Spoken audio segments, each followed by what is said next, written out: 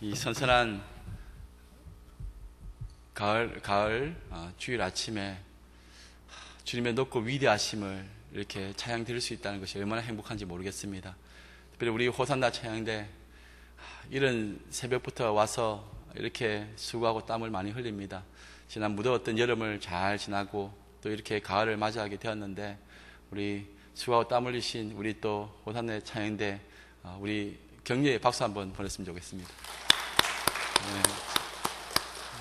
지난 여름 참 더웠습니다. 잘 하나님께서 또 은혜 가운데서 이렇게 힘을 주셔서 여기까지 오게 하신 것 참 감사합니다. 여러분들은 복을 받은 사람들입니다. 아무리 생각해봐도 복을 받았습니다. 왜냐하면은 이 선선한 이 축복의 가을 주일 아침을 이렇게 맞이하면서 첫 예배를 이렇게 여는 이 시간에 이 자리에 앉아 있다는 것은 정말 큰 축복이 아닐 수가 없습니다. 이전에서 드리는 이 예배가 하나님께 영광이 되고 또 우리에게는 한량없는 하나님의 은혜를 경험할 수 있으니 이 얼마나 감사한 일입니까? 온 천지 만물이 시끄럽고 요동친다 하더라도 또 주의 자녀들이 주의 전에 거하여 주님의 은혜를 경험하고 또 우리를 위해서 또 하나님께서 어떻게 그 은혜의 손을 이렇게 붙잡으시고 또 이끌어 가시는가, 그 말씀을 통해서 힘을 얻게 하시니 얼마나 감사한지 모르겠습니다. 늘 우리는 주님 앞에서 감사의 마음으로 살아가야 되겠습니다. 그 미켈란젤로의 작품 중에 다비드 상이 있습니다. 소년 다윗, 골리앗 앞에서 담대하게 하나님의 이름으로 나가서 싸웠던 이 다윗을 조각을 한 작품이 있습니다. 이 작품을 이제 많은 사람들이 보고 감명을 받았는데, 그 중에서 이 교황이 그의 작품을 보면서 아주 크게 감탄을 합니다. 그러면서 어떻게 이렇게 훌륭한 작품을 만들 수 있었느냐라고 물어보니까 이 미켈란젤로가 이렇게 이야기를 합니다. 다른 거 아닙니다. 이 커다란 바위 안에 다윗이 아닌 것들은 다 제거해버렸더니 이렇게 되었습니다 라고 말했다는 겁니다. 조각이란 커다란 돌 속에 갇혀 있는 이 다윗 조각을 꺼내기 위해 그 불필요한 부분을 망치와 끌을 들고 끊임없이 두들겨서 그 불필요한 부분을 제거해 나갔더니, 다윗이 아닌 것을 제거해 나갔더니 이러한 작품이 나왔다는 것입니다. 5.5m에 다듬어지지 않는 큰 바위 안에 갇혀 있는 다윗을 끊임없이 돌을 그 망치와 끌로 깨뜨려 갔다는 겁니다. 그래서 다윗이라는 생명을 불어넣어 살려내었다는 것인데, 우리 믿는 성도들의 삶도 마찬가지인 것 같습니다. 하나님이 커다란 제약의 바위에 갇혀있는 우리 각자의 모습 속에서 십자가라는 그 망치와 또 끌로 끊임없이 두들겨 내십니다. 그러면서 우리의 불필요한 부분들을 깨뜨리시고 또 부서뜨리십니다. 그래서 결국은 하나님께서 원하시는 우리다운, 하나님의 자녀다운, 성도다운 모습이 아닌 것들을 다 제거해서 정말 하나님께서 기뻐하시는 그런 작품으로 만들어 가시는 것이 우리가 별반 다를 바가 없다고 생각되어집니다. 이러한 다듬어 가시는 과정 속에서 때로는 우리는 필요하다고 생각했는데 하나님은 그거 필요 없어 하고 깨뜨리면 사라지는 겁니다. 어떤 사람은 그것이 물질이 될 수도 있고, 또 어떤 사람은 그 지극히 평범한 건강이라는 부분도 그렇게 될 수가 있습니다. 또 우리가 생각하는 그 안정된 어떤 직장이 될 수도 있습니다. 각자마다 불필요한 부분이 다 다를 수가 있습니다. 그러한 속에서도 끊임없이 우리가 기대하고 소망해야 될 것은, 하나님은 우리에게 가장 좋은 것으로 인도하시고 우리의 모습 속에서 하나님께서 기뻐하지 않는 모습들을 제거해 나가신다는 그것을 기대하면서 생각하면서 믿음으로 잘 인내해야 된다는 사실입니다. 그러니 십자가로 우리를 두들겨 가실 때에 오히려 감사하고 하나님께 영광을 돌려야 되겠습니다. 성경의 인물들도 그런 모습을 많이 보게 됩니다. 아브라함의 모습 속에서도 불필요한 모습이 있었죠. 그것을 계속적으로 십자가라는 그 망치로 계속 깨뜨려 가시는 겁니다. 언약을 이루시기 위한 하나님의 끊임없는 두드림의 과정이 있었다는 겁니다. 이삭도 마찬가지고 야곱도 마찬가지입니다. 오늘 소개되는 유다도 마찬가지고 또 동시에 요셉도 마찬가지라는 겁니다. 그리고 여기 앉아있는 우리 모두에게도 하나님께서는 십자가로 끊임없이 두들겨 가시는 겁니다. 그래서 하나님께서 원하시고 기뻐하시는 그런 형상을 만들어 가시는 겁니다. 특별히 오늘 소개하는 이 창세기 38장은 참 다루기가 힘든 내용입니다. 그래서 사실 설교하시는 분들이 이 내용은 그냥 살짝 넘어가는 경우가 많이 있습니다. 그런데 그러다 보니까 이 38장이 왜 필요한지에 대해서도 잘 모를 경우가 많습니다. 사실 좀 황당한 내용이기도 합니다. 성경에 보면은 나 뜨거워서 야 이거 19구만 아니냐, 어린아이들에게 성경을 읽어주려고 할 때에 이 내용이 나오면 나는 어떻게 이게 설명을 해야 되는가, 참 어려운 부분이 있습니다. 그리고 우리는 구약 성경이나 이 성경을 읽어갈 때 보면은 왜 굳이 이런 내용까지 넣어야 되는가? 그냥 37장에 요셉이 팔려갔으면은 바로 이어서 38장에는 이제 요셉의 애굽의 어떤 종살이하는 모습이나 이런 것으로 바로 넘어가면 될 것인데, 마치 드라마 보듯이 한쪽에서 주인공이 이렇게 달려가고 있을 때 또 다른 쪽에 또 모습을 또 비춰주는 것 같은 그런 입체적인 이런 내용을 담고 있는 겁니다. 때로는 이 부분을 다루기가 참 어렵습니다만은, 그러나 38장과 이 전체 성경을 같이 연관해서 생각해 보면은 38장이 있어야 될 이유가 분명히 있다는 겁니다. 그것을 오늘 한번 우리가 살펴보려고 합니다. 참 이 유다와 다말의 이야기는 오늘날 우리의 어떤 그 드라마나 뭐 이런 데에서도 참 막장 드라마라는 말을 많이 하는데 참 담기 어려운 내용입니다. 어떻게 시아버지와 며느리가 관계를 해서 자식을 낳을 수가 있는가? 인간의 어떤 윤리적인 범주 안에서 이것을 보게 된다면 이해할 수가 없습니다. 그러나 그 윤리라는 것조차도 하나님의 뜻 가운데서는 하나님의 뜻이 온전한 선이 되고 윤리가 되는 것이지, 성경을 윤리적 관점에서 본다면 성경의 진정한 메시지를 볼 수가 없습니다. 따지고 생각해 보면은 우리 자신도 윤리적으로 보고 도덕적으로 보면은 다 여기에 설 수 없는 연약한 존재들이지 않습니까? 물론 오늘 기록된 이 시아버지 유다와 또 며느리 다말의 사건, 굉장한 이슈가 될 수도 있겠지만은, 근데 오늘날 이 사회가 또 접하는 세상의 이야기들은 이것보다 더한 막장 이야기들도 얼마든지 있습니다. 성경은 윤리적이냐 비윤리적이냐 이렇게 보는 것 아닙니다. 성경은 하나님의 뜻이 무엇인지를 찾는 것입니다. 그 속에서 십자가의 구속의 사건이 어떻게 성취되어지는가를 살펴보고 우리의 삶에 적용하는 것입니다. 하나님께서 뜻하신 바대로 행하는 것이 선입니다. 우리가 봤을 때는 그것이 비윤리적인 것 같고 잘못된 것 같지만은 그것을 따라갈 때에 생명과 안전이 있습니다. 지금은 이해할 수 없고 지금은 비도덕적인 것 같고 비율법적인 것 같은데도 하나님께서는 그렇게 하신 데는 이유가 있다는 겁니다.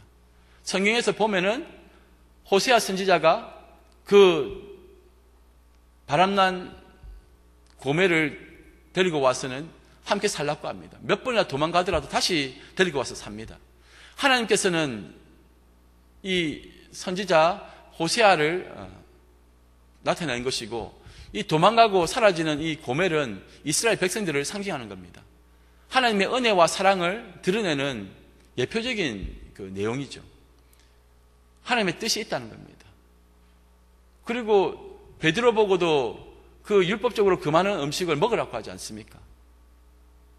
그 부정한 음식을 먹으라 합니다. 그때 먹을 수 없다고 하니까, 이 부정한 음식을 먹을 수 없다고 하니까 하나님께서 내가 선하다는 것을 네가 어떻게 악하다 할 수 있느냐?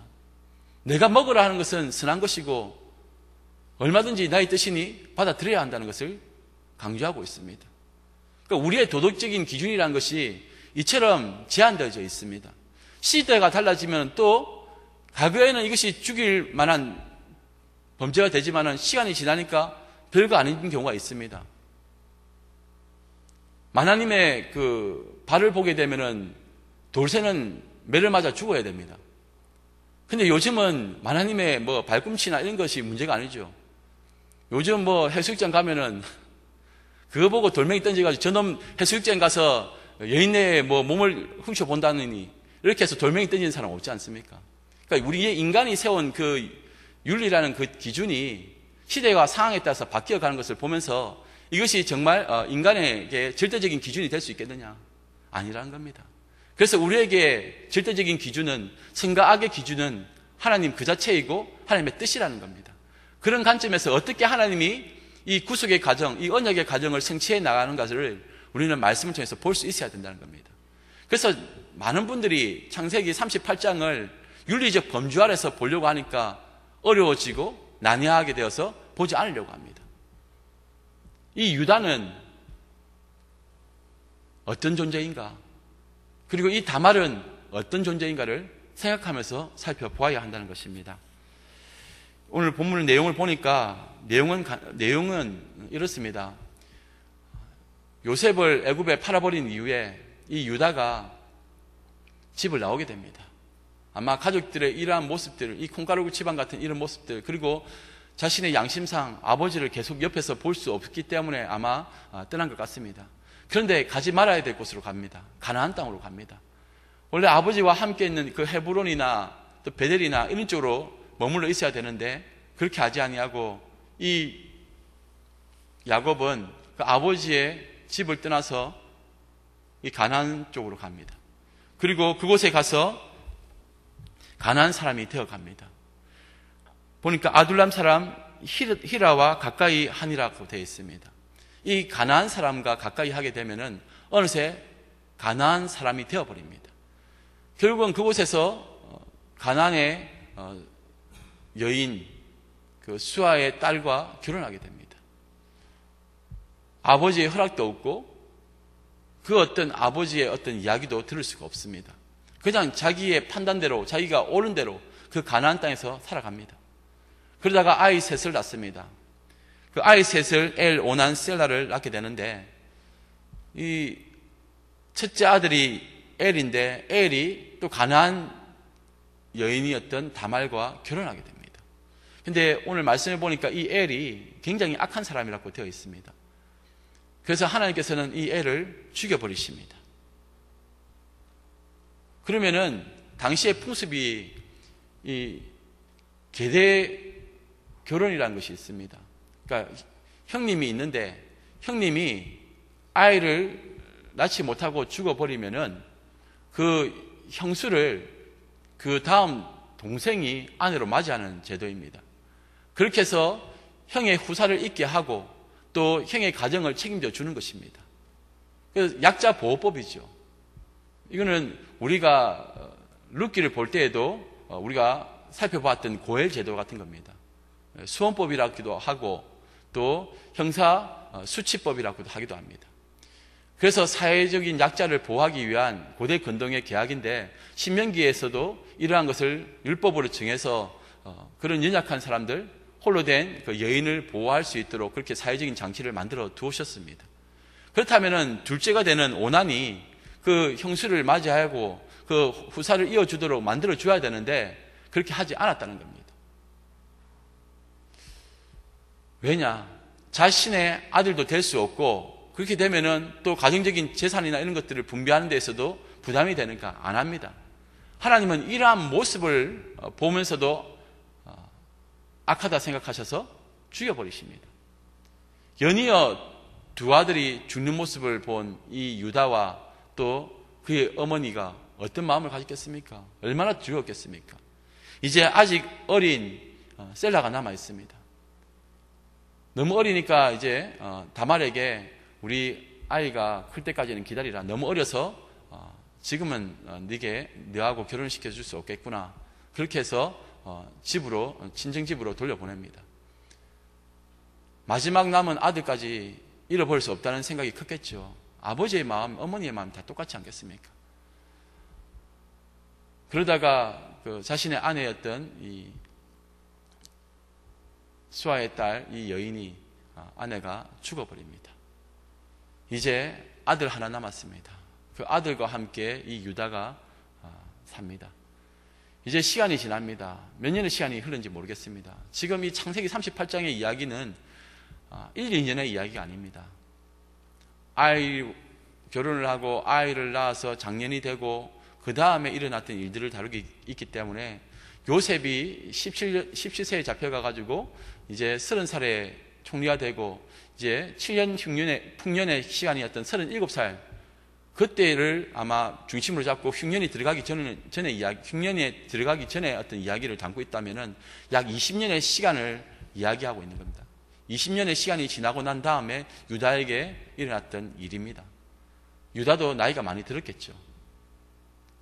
며느리를 보고 이제 손자를 보아야 될 시기가 되었으니까. 그런 사이에 이제 이런 일이 벌어졌으니 이 막내가 얼마나 귀중했겠습니까? 자칫 잘못하다가 이 막내가 죽어버리면 이제 자신은 혼자가 되는 겁니다. 그러다 보니 자식을 보호해야 될 아버지의 마음으로는 두려웠겠죠. 그래서 성년이 되고 이렇게 됐는데 이러지도 못하고 저러지도 못하고 그 다말과 결혼을 시켜야 되겠는데 너무 두렵다는 겁니다. 그래서 차일피일 미루고 있는데 이 모습을 본 이 다말이 도저히 못 기다린 겁니다. 자신은 늙어가고 있는데 자식을 낳지 아니하면 당시에 자신을 보호할 수 있는 힘이 없습니다. 그래서 작전을 세웁니다. 누군가가 시아버지 유다가 당시에 양털을 이렇게 양을 이제 맡기면 목자가 맡기면 양털을 깎게 돼 있는데 그곳으로 이제 가게 됩니다. 그래서 누군가가 그 얘기를 해주니까 이 다말이 해서는 안 되는 행동을 합니다. 시아버지 유다를 유혹하게 됩니다. 그래서 그 올라가는 길에 변장을 하고 창녀의 옷을 입습니다. 그리고는 그 축제 기간, 양털 깎는 기간은 축제 기간인데 술도 마시고 막 기뻐하고 즐거워하는 시간입니다. 왜냐하면 양털을 깎았다는 것은 양털을 또 팔 수가 있기 때문에 돈을 버는 어떤 그런 시점이기 때문에 축제의 날입니다. 얼마나 기뻐했겠습니까? 어쨌든 아내는 죽었지만은 또 이런 삶을 살아가야 되는 유다 입장에서는 그런 어떤 상황 속에서 자신의 이제 위로를 받을 수 있으려고 그곳에 가고 또 그곳에서 또 창녀를 만나게 된 겁니다. 술을 얼마나 마시는지는 모르겠지만은 그 자신의 며느리를 분별하지 못할 정도로 아무리 면박을 했다 하지만은 그것을 제대로 분별하지 못했다는 것은 하나님께서 그의 눈을 가리셨든지 아니면은 술에 취해서 인사불성이 되었든지 어쨌든 그 공허한 마음을 위로받기 원해서 결국은 창녀에게 들어가는 유다의 모습을 보여줍니다. 유다의 모습을 보여주고 있습니다. 이 허술한 이 작전에도 유다는 넘어가게 됩니다. 하나님의 계획하심은 이렇게 인간의 허술하기도 하고 제약에 가득한 작전이라 할지라도 그 모습, 연약한 모습까지도 다 사용하신다는 겁니다. 그래서 결국은 이 유다가 다말과 관계를 해서 그 즉시 또 쌍둥이를 임신하게 됩니다. 이것도 기가 막힌 하나님의 준비가 아니겠습니까? 그럴 때에 이 다말이 구했던 것은 염소 한 마리 새끼를 하나 주겠다고 하는데 지금은 없으니까 나중에 주겠다 하니까 그 사이에 그러면 담보물로 뭘 주겠느냐, 무엇을 맡길 수 있겠느냐, 뭐 그렇게 얘기가 오고 가다가 결국은 다말이 그의 신분을 상징하는 도장과 끈과 그리고 그 지팡이를 달라고 합니다. 누가 보더라도 이것은 유다의 것이다. 그 증거물로 받게 됩니다. 그리고 다시 각자의 길로 갑니다. 그런데 또 누군가가 또 얘기합니다. 유다에게 당신의 며느리 다말이 임신을 하였습니다. 이때에 유다는 엄청 노발대발합니다. 어떻게 며느리가 허락하지도 않았던 그런 외간 사람과 이 관계를 해서 아이를 가질 수가 있느냐. 그래서 이것은 불법한 일에 대해서 불살라 죽이라고 합니다. 근데 마지막에 죽이려고 할 때에 그때의 증거물로 그 도장과 끈과 지팡이를 보여줍니다. 이때에 이제 유다가 그 모습을 보고 이것이 자신의 것임을 알고 또한 며느리가 자신의 아이를 가졌다는 것을 알게 되면서 충격을 받게 됩니다. 그러면서 그 모든 것에 대해서 자신의 연약함을 그리고 또 며느리를 죽이려 했던 자신의 완악함에 대해서 깨닫게 되는 내용입니다. 결국 하나님께서는 그의 다말에게서 두 아들을 주십니다. 그래서 결국은 베레스가 그 예수님의 족보에 올라가게 됩니다. 원래는 그 유다와 다말 사이에서 난 아이가 아니라 유다와 또 가나안 여인이었던 수아의 딸 사이에서 난 셀라가 올라가야 되지만 하나님은 그 셀라를 세우려고 한 것이 아니라 다말과 유다 사이에서 이렇게 나온 자식을 세우려고 했던 겁니다. 그래서 하나님의 언약이 그렇게 성취되어진 것입니다. 왜 다말이고 왜 다말의 자식인 그 베레스가 되었는가? 왜 그냥 그 수아의 딸이었던 그 유다의 아내와 난 사이에서 태어난 그 셀라가 되지 못했느냐? 그것은 하나님의 뜻입니다. 우리는 알 수가 없어요. 이 모든 과정이 하나님의 뜻 가운데서 이루어졌는데 이것을 너무 깊이 들어가게 되면은 우리는 하나님을 판단하게 됩니다. 그것이 하나님의 뜻이기 때문에 그렇게 받아들인다는 겁니다. 그래서 이 내용을 우리가 살펴보면은 결국 우리는 두 가지 중요한 결론을 내리게 됩니다. 첫 번째는 나를 다듬어 가시는 하나님이 또 다른 사람을 다듬어 가신다는 사실입니다.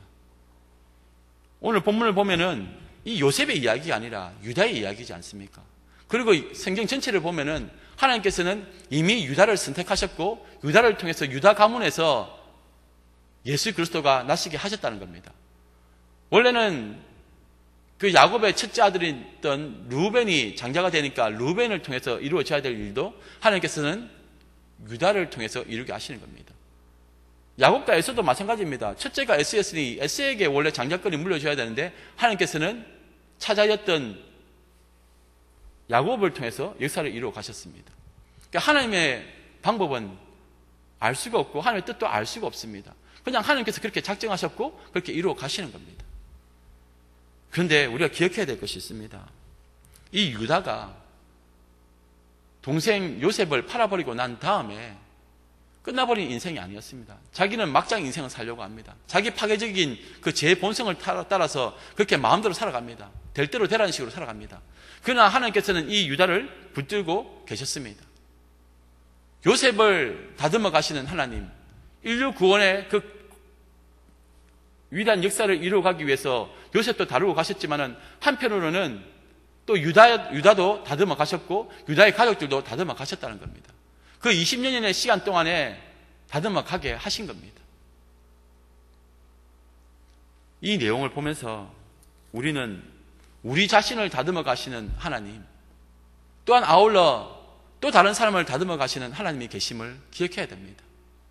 자꾸 나의 하나님만을 고집하고 나의 인격의 부분의 온전함과 성숙됨을 강조하지만 다른 사람의 부분에 대해서는 미숙함, 연약함, 재성에 대해서 지적한다는 것도 또 문제가 있는 거겠죠. 다 하나님의 때가 있고 방법이 있는 겁니다. 나의 하나님이 계시다면은 그의 하나님도 계신 겁니다. 그의 하나님의 그 계획이 분명히 있는데도 우리는 그 사람을 보고 함부로 판단하고 정죄를 하기도 합니다. 그것은 그의 하나님을 모독하는 것입니다. 결국은 그의 하나님이나 나의 하나님이나 동일한 하나님이신데 다 각자에게 필요한 스케줄대로 만들어 가신다는 겁니다. 요셉을 다듬어 가셨듯이 이제 유다도 다듬어 가셨습니다. 나중에 이 유다가 어떻게 바뀝니까? 흉년이 되어서 애굽에 곡식을 사러 갔다가 나중에는 한 번 가고 두 번 갔을 때에도 이제 베냐민을 달라고 합니다. 요셉의 입장에서는 자신의 친동생이니까 이제 그 데리고 오기 위해서 그렇게 계략을 꾸밉니다.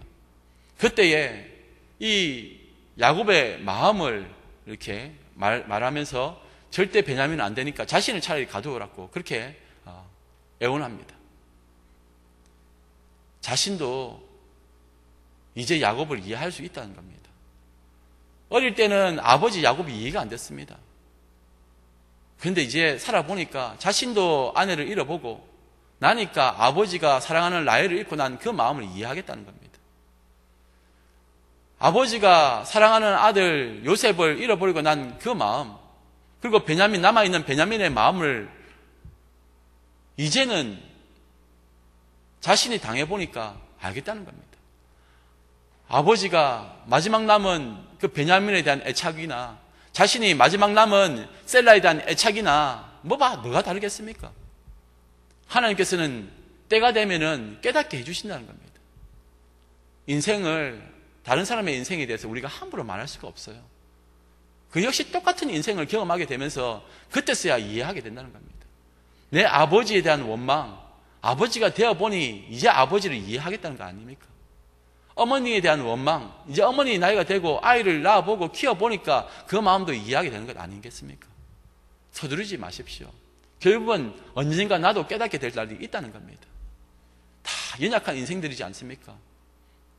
하나님께서 십자가로 나를 다듬어 가실 때에 하나님께서는 하나님의 자녀가 되는 그 사람도 만약에 하나님의 자녀라면은 끊임없이 그 십자가 망치로 두들겨 가고 계심을 우리는 알아야 됩니다. 그러니 우리가 다른 것 뭐 생각하겠습니까? 요셉이 나중에 그러한 유다의 모습을 보면서 대성통곡을 합니다. 정에 못 이겨서 대성통곡을 합니다. 과거의 유다의 모습은 그냥 돈을 받고 팔아버리자 이 정도 선에서 끝났는데 그때 자신에게 모지게 됐던 그 형들과 또 유다에 대한 섭섭한 마음이 이제 자신의 동생인 베냐민에 대한 이 애틋한 마음을 가지고 그렇게 애원하고 간구하는 그 모습을 보니까 이제 마음이 완전히 와르르 무너내린 겁니다. 차가웠던 그 굳어진 마음도 녹아내린 겁니다. 진정성을 보였다는 겁니다. 결국은 하나님이 때가 되면 다 만들어 가신다는 것을 알면 우리도 마찬가지입니다. 다 하나님께서 내게 주시는 가정 잘 넘어가고 또 우리 주위에 있는 많은 사람들의 그 인생의 여정도 하나님께서 결국은 만들어 가실 것을 기대하면서 기도하면서 기다려주는 것이 필요하다는 겁니다. 두 번째로 우리가 또 생각하는 결론은 하나님은 끝까지 우리를 붙들어 가신다는 겁니다. 유다는 철저히 파괴의 길로 걸어갔습니다. 하나님께서는 이미 유다를 통해서 그 자손에서 실로가 나오게 하시겠다 약속했습니다. 메시아가 나오기로 작정하셨습니다. 그런데 인간은 계속적으로 제약 가운데서 하나님의 계획을 방해하려고 합니다.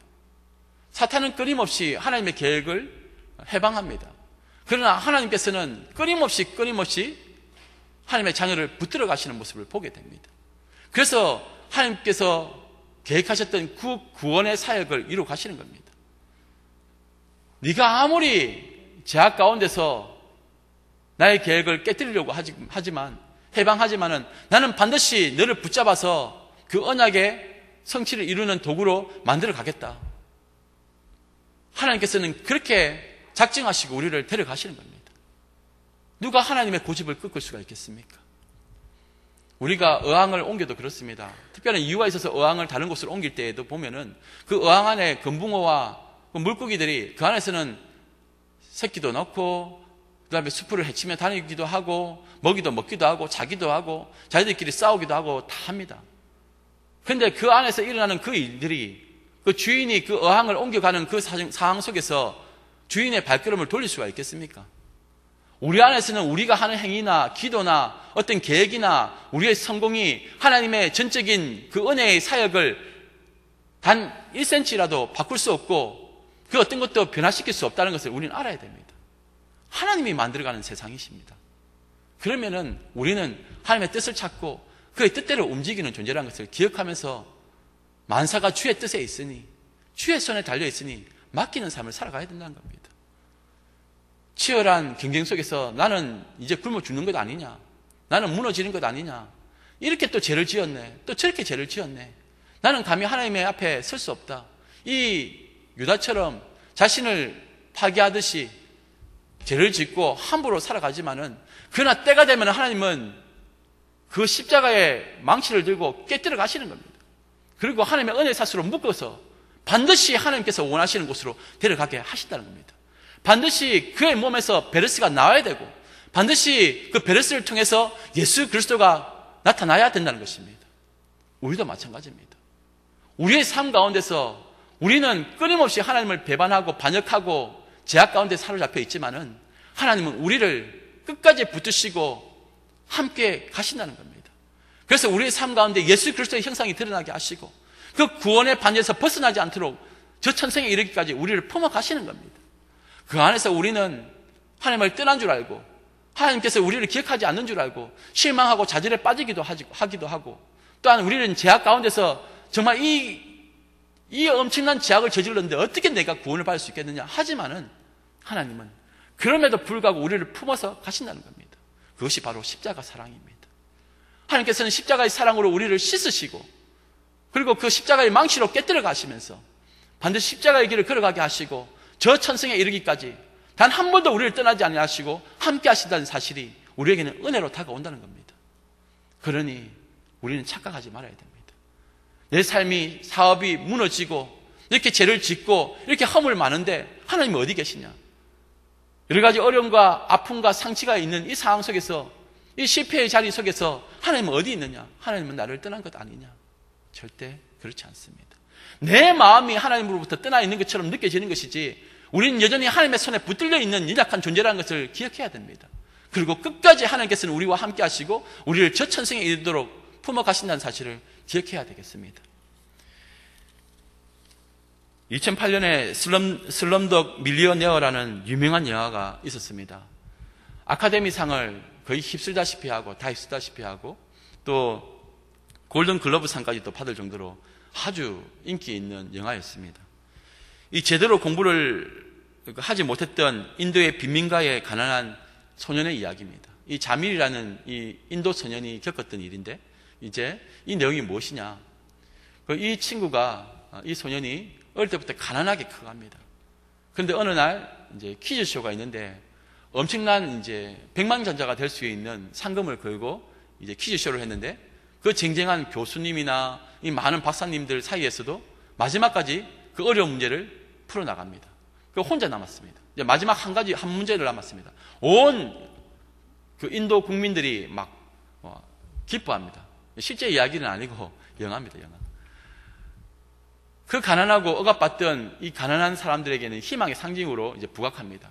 이제 이 계급 제도가 심했던 이 인도 정부나 또 많은 사람들의 생각 속에서는 또 그 방송국의 이 관계자들은 위기감을 느끼게 됩니다. 진짜 이 아이가 1등을 하면 어떻게 되나? 그리고 1등을 하더라도 제대로 된 어떤 교수님이나 박사님이나 이런 사람이 1등 해야 되지, 어떻게 저 천민의 그 가난한 아무것도 모르는 공부도 제대로 하지 못했던 이 아이가 1등 한다면 이게 웃음거리가 되는 거 아니냐? 그렇게 해서 나중에 경찰에 신고해버리고 맙니다. 시험지가 유출되었다. 이 문제가 유출된 거 아니냐? 그래서 이제 경찰에 잡혀가가지고는 모진 이 고문을 당하면서 어떻게 이 문제를 맞추게 됐는지에 대해서 이제 치조를 하는데, 그때의 그 문제 하나하나에 대해서 어떻게 맞출 수 있었는지에 대해서 이 친구가 설명을 합니다. 다 자기가 삶을 겪으면서 경험했던 이야기 속에서, 그 죽을 듯이 힘든 그 상황 속에서 일어났던 사건들 속에 답이 있었습니다. 어떤 문제가 나오면 그 문제가 또 자기가 겪었던 어떤 사건에서 알게 된 내용이었고, 그래서 맞출 수 있었다는 겁니다. 그렇게 하나씩 그 문제를 맞춰 갔는데, 그것이 이미 자신이 과거에서 경험했던 그 이야기들의 속에서 답을 찾을 수 있었다는 겁니다. 결국은 가까스로 그 경찰에게서 풀려난 이후에 이 자밀이 마지막 문제를 풀게 됩니다. 인도의 영웅으로 이제 부각하는 겁니다. 결국 이 영화에서 말하는 것이 뭐냐면은, 우리 사소한 일상에서 일어나는 우연한 그 일들, 그것은 언젠간 나중에 인생의 커다란 문제 앞에서, 퀴즈 앞에서 헤쳐나갈 수 있는 열쇠가 된다는 겁니다. 우리가 믿음 생활을 하면서 어릴 때부터 경험하는 크고 작은 많은 인생의 스토리가 있지 않습니까? 그것이 나중에 인생을 살아갈 때에, 우리 주님과 함께 그 인생을 풀어나갈 때에 필요한 해답이 된다는 겁니다.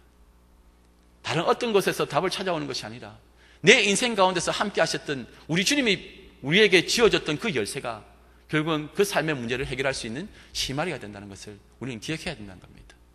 왜 내게 이러한 일이 일어나는지, 왜 이런 막장 드라마 같은 이런 사건들이 일어나고 있는지 우리는 알 수 없습니다.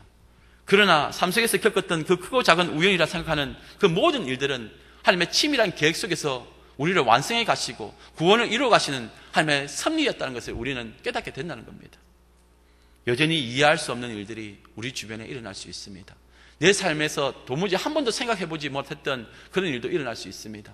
그러나 이 모든 것은 합력하여 선을 이루게 하시는 하나님의 뜻 가운데 있음을 기억해야 되겠습니다. 우리가 아는 유명한 찬양 가사 중에 이런 것이 있습니다. 주님여 이 손을 꼭 잡고 가소서. 이 가사를 생각해 보면은 우리 믿음의 고백이 되지 않겠습니까? 주님여 이 손을 꼭 잡고 가소서. 약하고 피곤한 이 몸을 폭풍 후 흑암 속 해치사 빛으로 손잡고 날 인도하소서. 인생이 힘들고 고난이 겹칠 때 주님여 날 도와주소서.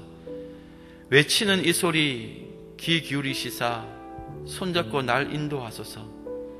지금 이 가사를 기록한 이 주인공은 아직까지 어두운 가운데 있는 것 같습니다.